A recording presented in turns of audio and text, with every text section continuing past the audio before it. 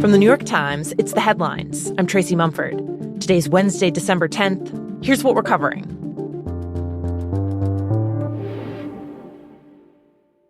As of this morning, Australia has become the first country in the world to ban social media for children under the age of 16. Today, hundreds of thousands of teenagers there woke up to find they'd been kicked out of their accounts. Australia's law applies specifically to TikTok, Snapchat, Instagram, YouTube, Reddit, and a handful of other sites. And the companies face tens of millions of dollars in fines if they don't remove underage users. Our social media laws are not a cure, but they are a treatment plan. We want children to have their childhood, and we want parents to have peace of mind. Australian officials here are incredibly proud of this, what they call world-leading legislation, to try and really do something about the harms of social media, the negative mental health impacts, and the cyberbullying and the online exploitation that have been associated with it. But in all the conversations I've been having with Australian teenagers and their parents, there's a lot of skepticism that it will actually work on a practical level. Victoria Kim is the Times Australia correspondent based in Sydney. In talking to these teenagers, they're very much digital natives. Many of them have lied about their age in the first place when they signed up. Many of them know how to use VPN. Today, a lot of the alternative apps that are not currently banned are trending and being downloaded actively.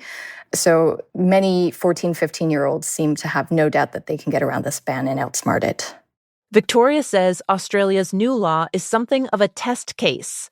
Officials in other places, including the European Union and Malaysia, are making their own plans to put in place similar restrictions, and will be watching to see what, if any, effect Australia's ban has on young teenagers. Meanwhile, a new report from the Pew Research Center gives a snapshot of how American children are spending their time online. The survey, which was released yesterday, found that most 13 to 17-year-olds use YouTube and TikTok daily, and that roughly 20% say they are on one of those platforms almost constantly. One psychologist the Times talked with about the report said that one of her primary concerns is that children who use the apps for hours a day could be losing the opportunity to build in-person connections and friends, saying, quote, "It's not that watching any one YouTube video is going to turn them into a pumpkin, but if they are on it almost constantly, what are they missing?"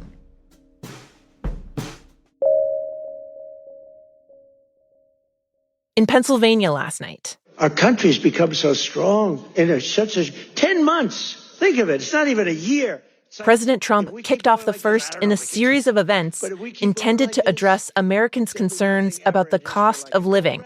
Since returning to office, he's promised that his overhaul of U.S. trade policies would bring jobs roaring back and lower prices. But that hasn't happened yet. And with many people feeling pessimistic about the economy, it's put the White House on damage control. But they have a new word. They always have a hoax. The new word is affordability. Trump claimed that the idea of an affordability crisis is a hoax pushed by Democrats, and that, quote, inflation has stopped under his administration, though according to recent government data, it's almost exactly where it was at the end of Biden's term, running close to 3%. In all, Trump's speech ran for about 90 minutes. I have fun. I haven't read practically anything off the stupid teleprompter. During that time, he frequently veered off topic from the event's intended economic focus, attacking transgender Americans and immigrants from what he called hellhole countries. Now, two more updates on the Trump administration. Most European nations, they're decaying. They're decaying. In an interview with Politico that was released yesterday, President Trump doubled down on his criticism of Europe. They should be freaked out by what they're doing to their countries. They're destroying their countries. The president blasted European leaders for their immigration policies, just days after the White House put out a strategy paper saying the continent's on the path to becoming unrecognizable and that it faces the possibility of civilizational erasure. The document said the U.S. should support European political parties that fight migration and promote nationalism. The paper also seemed to suggest that the U.S. should no longer guarantee Europe's security, a stark shift in decades of post-World War II policy. One Italian official called it a frontal attack on the EU. Also, a federal judge cleared the way for the Justice Department to release more files related to Jeffrey Epstein, specifically those from the investigation into his longtime companion, Ghislaine Maxwell, who was convicted of helping Epstein traffic minors. The files are part of a broader trove of evidence that the government is required to make public by next Friday, after Congress passed a law ordering their release. That could include bank records, arrest reports, interview notes, and flight logs, though some files still might be redacted, since the law requires victims' names to be shielded and says the government can withhold information that could jeopardize any active investigations. Over the last few years, there's been a flurry of cold cases suddenly getting solved thanks to genealogy websites. Both police and amateur sleuths have used the sites to trace family trees and find close matches for DNA profiles based off evidence collected at crime scenes. A main tool in this has been Ancestry.com. But Ancestry recently updated its terms and conditions to make clear that it's off limits for what it called law enforcement purposes, unless there's a legal order or warrant, which can be hard to get. A spokeswoman for the company said it was merely clarifying a long-standing policy that the site is intended solely for family history research, not crime solving. But some investigators are worried that Ancestry's new terms could slow down or stall their work.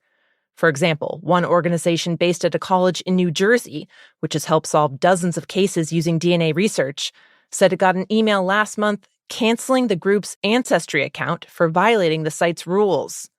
Overall, the situation highlights a thorny question about genealogy sites, where millions of people have willingly submitted their DNA. Who should have access to that sensitive data?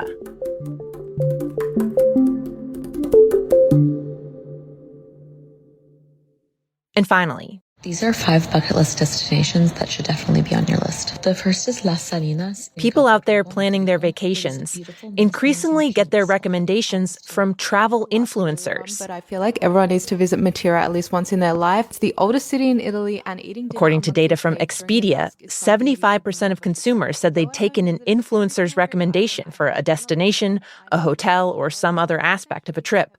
But travel companies and other businesses are now turning to AI-created influencers instead of human ones. They look like real people, but despite the videos filling your feeds, they've never traveled anywhere, eaten anything, or enjoyed that perfect sunset. For the companies, using the fake AI influencers allows them to lower costs. They don't have to pay a human to make a post. They don't have to comp a free meal or a room. They can also control the messaging, getting exactly the review they want, and they can create content more quickly. But for consumers, it just blurs who and what to trust even more. One traveler told The Times, quote, "This stuff is even more inauthentic because it's not even connected to someone's real-life experience." Those are the headlines. Today on The Daily, Times investigative reporter Jodi Kantor explains the growing tensions between the liberal justices on the Supreme Court. You can listen to that in the New York Times app or wherever you get your podcasts. I'm Tracy Mumford. We'll be back tomorrow.